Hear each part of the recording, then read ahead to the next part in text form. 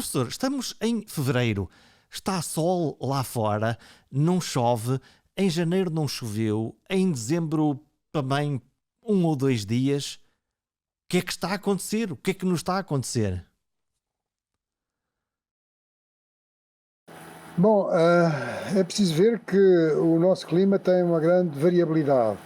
O clima mediterrâneo tem uma grande variabilidade. E tem outra característica que é muito importante, é que a precipitação, quando ocorre, é sobretudo no inverno, no fim do outono e no princípio da primavera. E, portanto, este não é de modo nenhum o primeiro ano na história, não é? E da história de que nós conhecemos, não é? Porque nós estamos aqui no nosso planeta, nós, a espécie Homo sapiens, há só qualquer coisa como 300 mil anos, o que é um tempo, enfim, é quase que um segundo, não é? À escala do tempo. E já agora aproveito, não resisto, a mencionar um livro que publiquei o ano passado, 2021, na Springer, que é precisamente sobre o tempo, não é? O tempo chama-se, é em inglês, não está traduzido para português, chama-se Time, Progress, Growth and Technology, How Humans and the Earth are Responding. E, portanto, está a ver como é que nós, espécie biológica, e o sistema Terra estão a reagir a estas ideias forças muito poderosas, não é? Que nós inventámos, que é a ideia de progresso, não é? A igreja de crescimento e a ideia como é que estamos a de reagir? tecnologia, não é? Sobre o qual E como é que estamos, professor? Como é que estamos a sabe? reagir a isso? Como é que a Terra, base aqui da nossa existência, está a reagir exatamente a estas nossas ideias do mais alto, mais forte e mais longe, mas ao mesmo tempo, se calhar, mais rico, mais depressa e mais competitivo ao invés de ser cooperativo? Bom, quer dizer, a grande diferença atual em relação ao passado é que nós agora temos um impacto à escala do sistema Terra, não é? Que é o sistema, enfim, que reúne o sistema climático, enfim, todo o sistema do nosso planeta. Temos um impacto que, em vez de ser local, porque sempre tivemos um impacto local, mas é um impacto que é não só a nível local, a nível regional, ou nacional, se quisermos, mas também a nível global, ok? E, portanto, repare, o sistema Terra em si, digamos agora, pomos um momento esquecendo de nós próprios, o sistema Terra não está nada preocupado com isto que nós estamos a fazer, não é? Quer dizer, se nós, enfim, longe vá o agouro, não é? Se nós agora, quer dizer, se houvesse uma guerra nuclear, não é? Suponhamos entre a China e os Estados Unidos, ou entre os Estados Unidos e a Rússia, bom, isso realmente podia acabar com, enfim, não sabemos, mas quer dizer, a probabilidade de ser realmente muitíssimo destrutiva é muito grande, não é? Mas, enfim, pondo isso de parte, o que acontece é que o sistema Terra, digamos que, se nós destruirmos, o que seria horrível, mas enfim, há sinais de que estamos a começar a fazer isso, uma parte considerável da biodiversidade, bom, restava outra e evoluiria outra, não é? Agora, para nós é que é grave, está a ver? Porque eu, pessoalmente, estou convencido que nós somos uma espécie extremamente resiliente e adaptável. Portanto, essas coisas da extinção do homem, não é? Esse aspecto catastrofista eu não partilho de modo nenhum. O que acontece é que cada vez haverá mais pessoas, enfim, por essa via, não é? Por essa via que estou a falar de um impacto cada vez maior, devido a essas ideias chaves muito poderosas, não é? Do progresso, do crescimento, não é? Do crescimento da tecnologia, por via desses vetores muito poderosos, aquilo que iria acontecer é que uma parte da humanidade, bom, quer dizer, continuava a viver em condomínios fechados, não é? Países muito protegidos, etc., com qualidade de vida, mas depois tínhamos uma imensa a quantidade de pessoas a viver pior, não é? E mesmo nos países grandes desigualdades, quer dizer, vão agravar ainda maior as desigualdades que temos agora e que são enormes e que também estão Quer crescentes, dizer, não é? professor, Portanto, que grande parte deste problema do clima pode também ter uma expressão muito forte na criação da grande desigualdade entre o pequeno mundo rico onde nós estamos e um imenso mundo muito pobre. Estou a pensar em África, na Índia, mesmo na China, com países que no fundo também querem almejar a mesma qualidade de vida que nós temos e que essa mensagem ambiental, salvar o planeta, faz menos sentido. Isto é, ou morrem de fome ou morrem da poluição, no fundo, entre estes dois conceitos quase binários. sim, isso concordo inteiramente. As alterações climáticas e em grande parte por via de secas mais frequentes, diminuição da precipitação média, tem esse efeito, não é? De agravar muito as desigualdades. Nós tivemos o ano passado uma situação verdadeiramente dramática, mas que não chegou à maioria das primeiras páginas, de longe disso, acho que não esteve em nenhuma primeira página em Portugal, que foi a seca no sul de Madagascar. Realmente horríveis, histórias horríveis. E as pessoas diziam, bom, elas não se sabem adaptar, não têm condições para se adaptar às alterações climáticas, às secas, não estão preparados e tal. Bom, quer dizer, e agora é daquela região da Abissínia e da Somália que está a haver uma seca tremenda. Portanto, as secas são realmente muito, muito complicadas. Mas já agora, para responder àquela primeira parte da sua pergunta, de facto, não é certamente a primeira vez que em Portugal, no território de Portugal, não choveu, ou choveu muitíssimo pouco no inverno, que evidentemente ainda estamos longe de acabar o inverno, mas não tem chovido, isso não é a primeira vez, mas o que acontece é que estão a ser mais frequentes situações destas. Para dar uns números muito ilustrativos, a última vez que tivemos anos chuvosos em Portugal, anos úmidos, com muita chuva, foi o ano de 1959, 1963, em que a precipitação, está a ver, esteve mais de 500 milímetros, ou seja, meio metro, acima da média de 1971 a 2000, 30 anos, que é aquilo que se utiliza para definir um clima. A média é cerca de 900 milímetros, ou seja, quase 1 metro, não é? 90 centímetros. Quer dizer, o país todo com uma fatia de água de 90 centímetros. Não é? Acima disso, nesses 2 anos, 59 e 63, havia mais meio metro. Bom, mas agora, em vez de termos 900, temos tido tipo 600, 500, a ver, e nos últimos 17 anos, ou seja, desde a última seca, 2004, 2005 até agora, incluindo 2004, tivemos 8 anos em que a precipitação foi muito abaixo dos tais 900 milímetros, não é? Abaixo de 200 milímetros, ou seja, 20 centímetros abaixo. Portanto quer dizer que podemos qualquer não é? dia acordar, abrir a torneira e não sair da água? Ou esse é um cenário muito extremo que o professor não coloca, que até lá as coisas se vão conseguindo organizar e, enfim, poupando noutras coisas como na agricultura mais intensiva ou na indústria, conforme a distribuição do nosso consumo de água?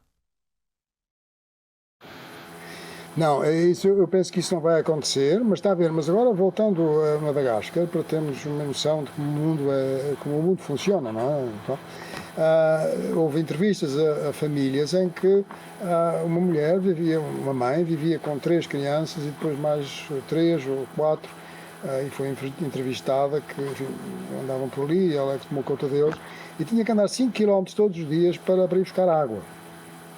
Bom, portanto, em Portugal isso não vai acontecer. Nós abrimos a torneira e não haver água, isso não vai acontecer.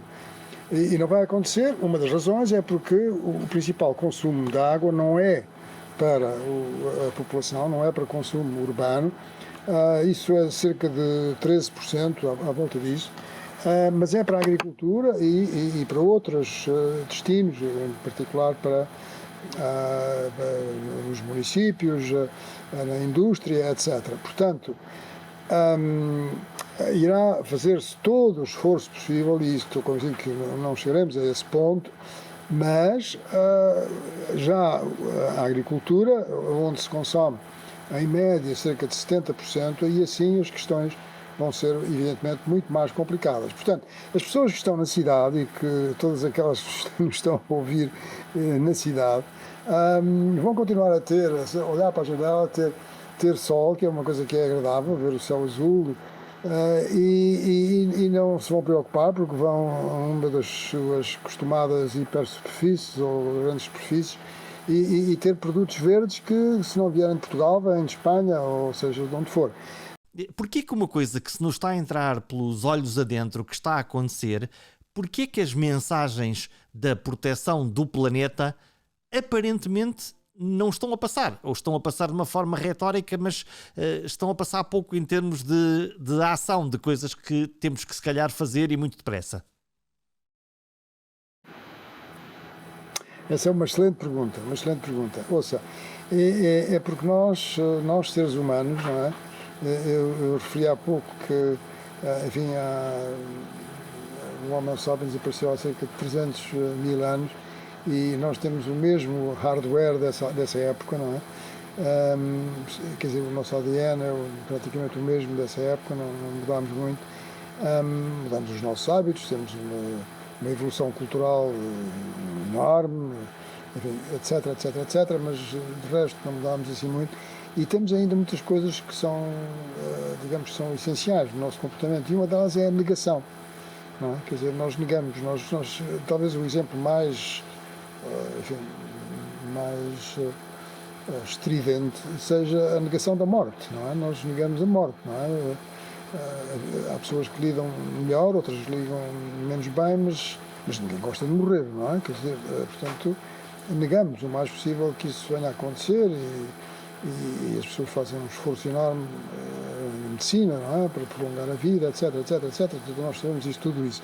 E, portanto, isto das alterações climáticas é francamente uma coisa incomodativa, não é? Quer dizer, que é a reação mais direta ou a questão de que o ambiente está a degradar, que os problemas de extinção de espécies, o problema da poluição dos oceanos, o problema de subexploração dos recursos naturais, o problema da poluição, etc.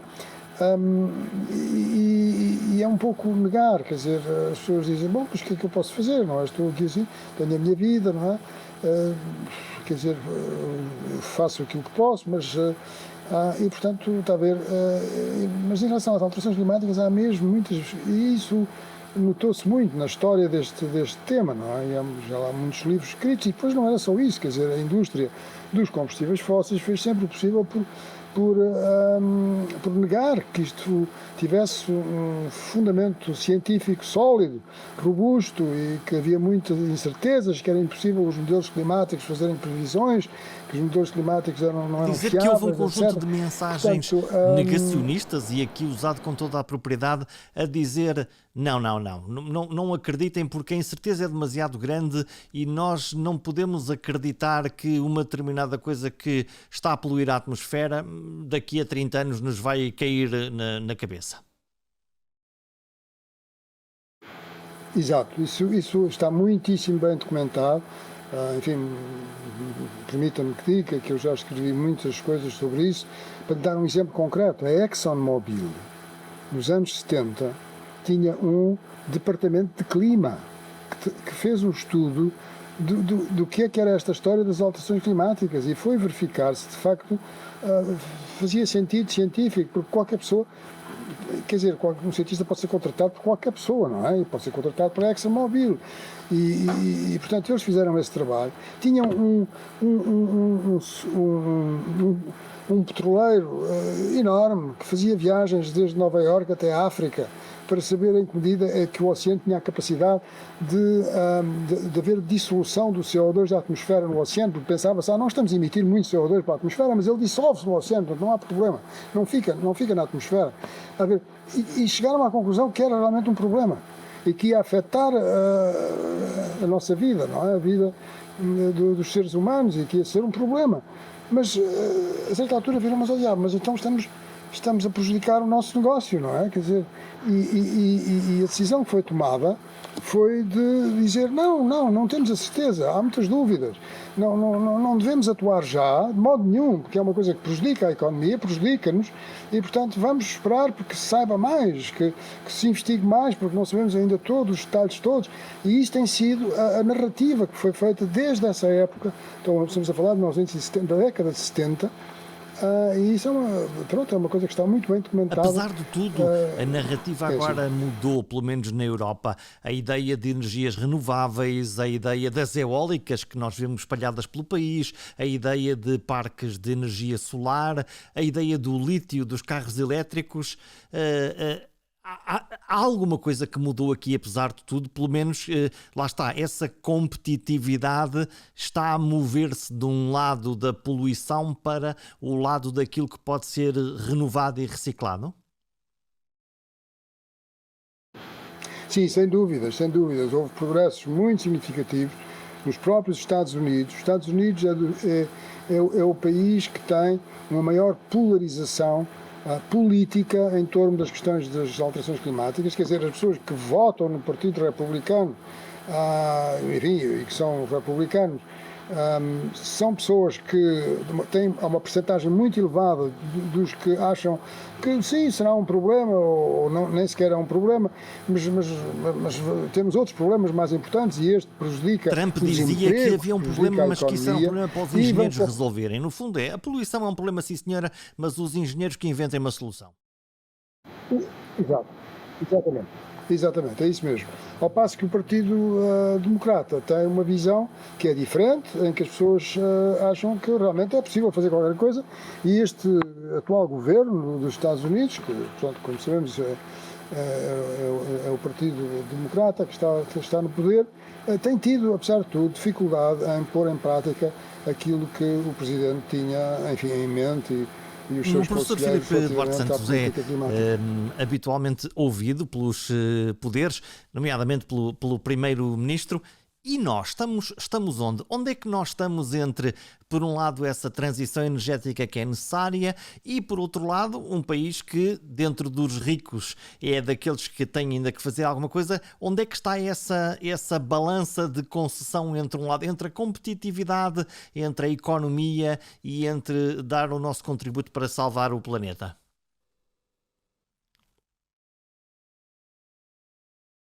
Bom, eu penso que Portugal fez um percurso muitíssimo meritório no que respeita à mitigação, chamada mitigação, onde é que nós acertamos, ou seja, professor? A redução das emissões. Ou seja, aí de facto temos feito um percurso muito bom, temos uma utilização das energias renováveis muito significativa, temos já mais de metade da nossa da geração de energia elétrica é de fontes renováveis, portanto somos líderes no sul da Europa neste esforço da transição energética, mas por outro lado, no que respeita à adaptação, ou seja, em relação a adaptarmos o nosso país a esta mudança climática e aquilo que ela exige em muitos setores, em particular no setor da água, não é? No setor da água, as zonas costeiras também, mas os incêndios florestais, a questão das florestas, a questão da biodiversidade, a questão da saúde também, etc., aí tem sido bastante mais complicado. Mas eu salientaria que os recursos hídricos, a agricultura, tudo isso tem sido mais... Apesar de tudo, quase nenhum de nós está disponível para abandonar a ideia de levar o carro para dentro da cidade e quase trazer o carro para casa e só não dormir ao nosso lado da cama porque não cabe nas escadas do prédio.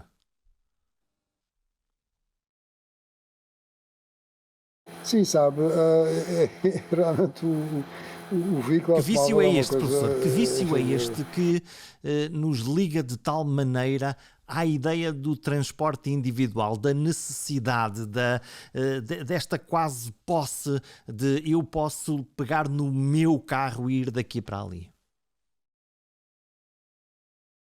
ouça, é uma questão psicológica, não é? Quer dizer, repare, nós gostamos muito da nossa casa e pronto, é o nosso refúgio, não é? É onde estamos à vontade, temos as nossas coisas, etc. E o carro é um sucedâneo com a vantagem suplementar que nos transporta para onde quisermos, inclusive podemos ir para Paris, não é? De carro. Portanto, está a ver, eu falo também por mim próprio, quer dizer, eu uso o carro e também uso os transportes públicos, mas quer dizer, e tudo aponta neste sentido, está a ver, tudo aponta neste sentido. Quer dizer, se nós repararmos o número de anúncios com os quais somos bombardeados todos os dias nos mais diversos meios de comunicação social sobre veículos automóveis, os veículos automóveis, que esta é fantástico, sempre nos ambientes, nos E isso enquadramentos o ressoa em mais nós. No fundo, ambientais é possível, esta com montanha. publicidade, apesar de bonita e bem feita, no fundo diz: ok, isto é um instrumento da minha liberdade de ir daqui para ali. Exato, exatamente. Portanto, está a ver, quer dizer, eu no outro dia vinha destas coisas que nós recebemos todas, não é? Destas, nas redes sociais, vinha uma coisa com imensa piada, que era sobre a bicicleta, quer dizer, que a bicicleta estava a acabar com o mundo, não é? Quer dizer, porque se todos andássemos de bicicleta, a economia não funcionava, quer dizer, porque não era preciso combustíveis fósseis, praticamente, todas as consequências que seria se andássemos todos de bicicleta, não é? E então, se andássemos, nem sequer de bicicleta, mas a pé, bom, o que é que seria da economia mundial, não é? Seria Olhando, já colapso. falamos aqui da questão da água que nós bebemos, água que para tomar banho, num país costeiro como o nosso, esta ideia de que as águas estão a subir e vão subir parece uma coisa muito distante.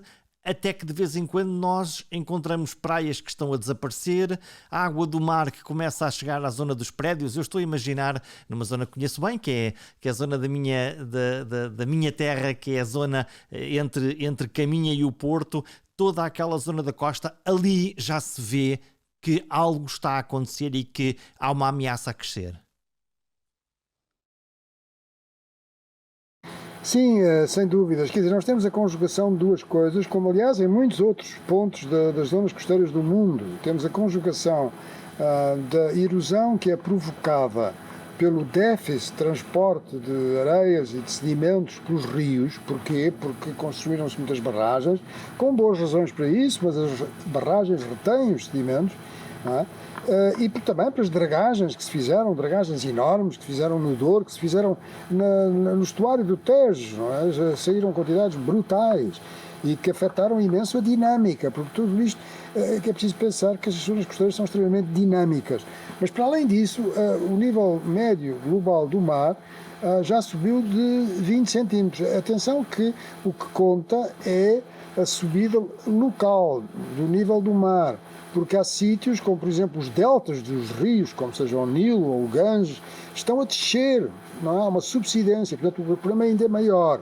Mas há outros sítios que a terra, quer dizer, naquela zona, não é, a litosfera está a subir, e portanto, é o caso da Escandinávia, em Estocolmo, o nível do mar está a descer porque a Escandinávia está a subir, está a ver? Porque ainda se lembra de ter tido muito gelo em cima.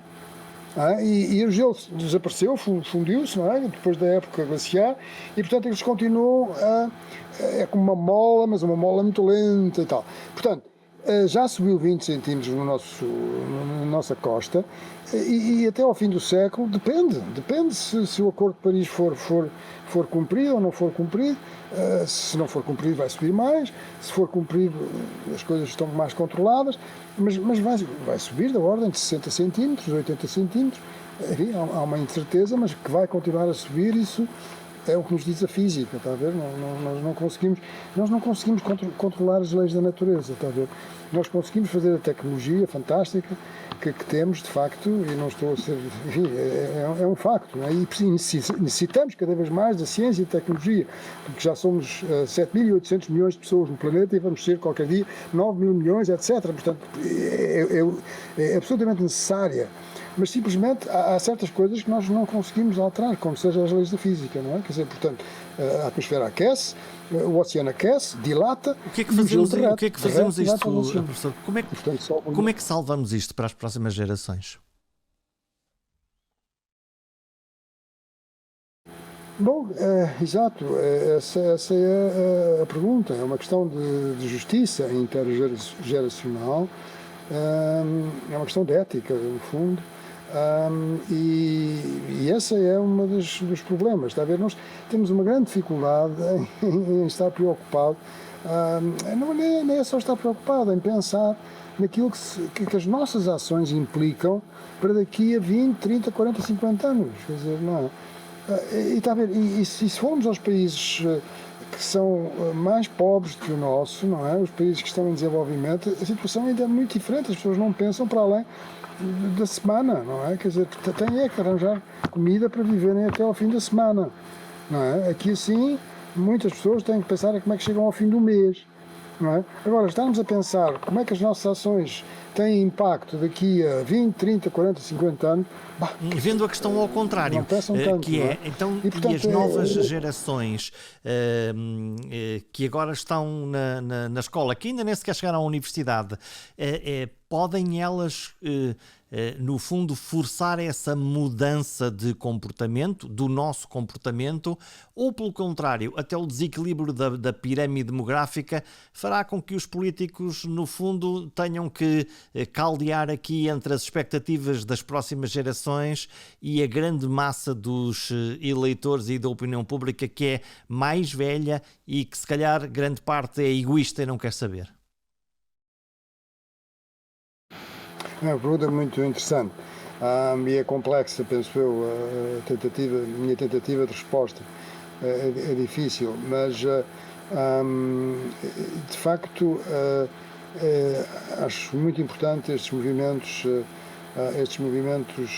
sociais que têm havido de maior, enfim, de ativismo por maior ação climática por parte das novas gerações. Acho que isso é extremamente importante.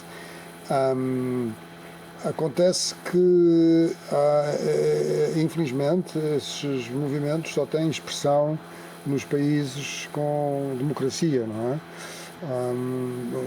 Uma das questões que se põe em relação à escolha, mas que é determinada pelas regras das Nações Unidas, da próxima COP, da COP deste ano, a ser no Cairo, é que aí, enfim, esses tipos de manifestações são muito mais difíceis, não é? E portanto, assim como se fosse na China, não é? Não íamos ter aquilo que se passou em Glasgow, ou em Paris, ou em outros sítios. Mas são extremamente importantes, enfim, no mundo,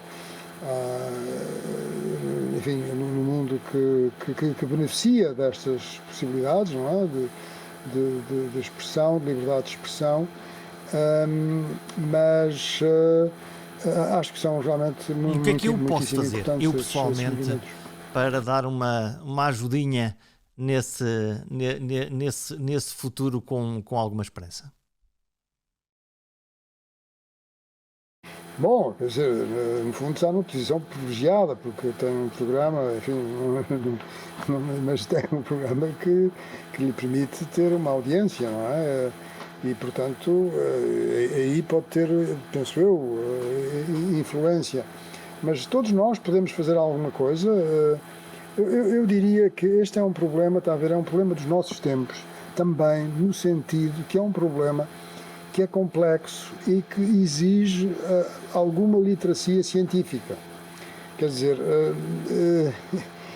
nós estamos habituados a viver agora debruçados sobre estes objetos, não é? E eu tive o telemóvel e eu tive a oportunidade, hoje, de facto, o Conselho Nacional do Ambiente e do Desenvolvimento Sustentável, o Sr. Primeiro-Ministro está a ouvir várias entidades e quis ouvir o Conselho Nacional do Ambiente e do Desenvolvimento Sustentável, no qual eu exerço atualmente as funções de presidente,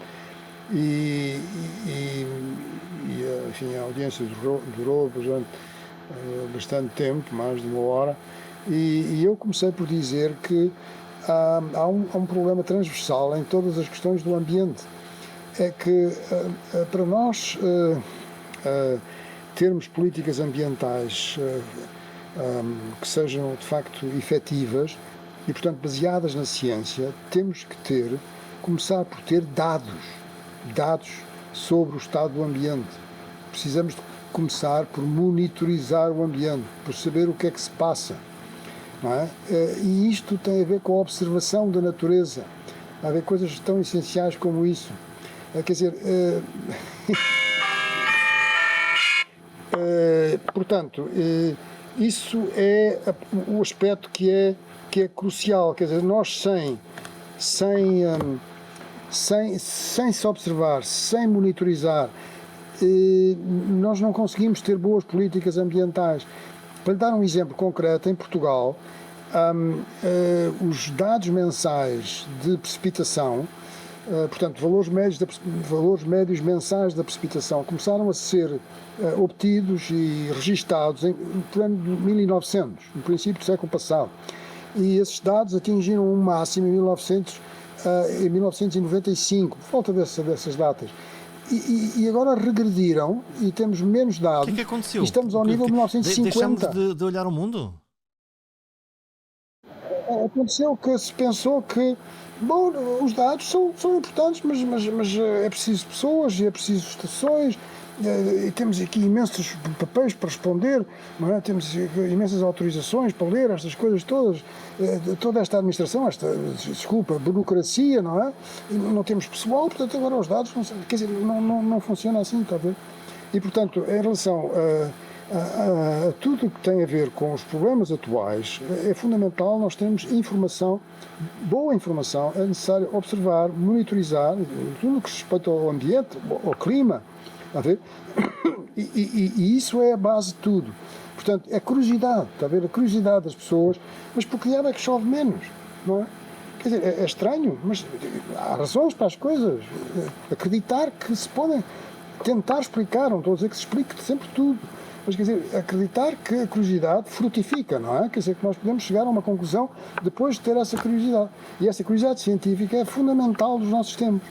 Não é? Porque se nós nos limitamos simplesmente a ver as pastilhas que nos chegam da esquerda e da direita, não sei o quê, bom, quer dizer, não conseguimos compreender o mundo, nem influenciar, não é? Quer dizer, para um percurso Professor, muito obrigado por esta magnífica conversa, para nos avisar a todos daquilo que aí vem e daquilo que nós podemos fazer para tentar dar uma ajuda e salvar o planeta Terra. Muito boa tarde, muito obrigado.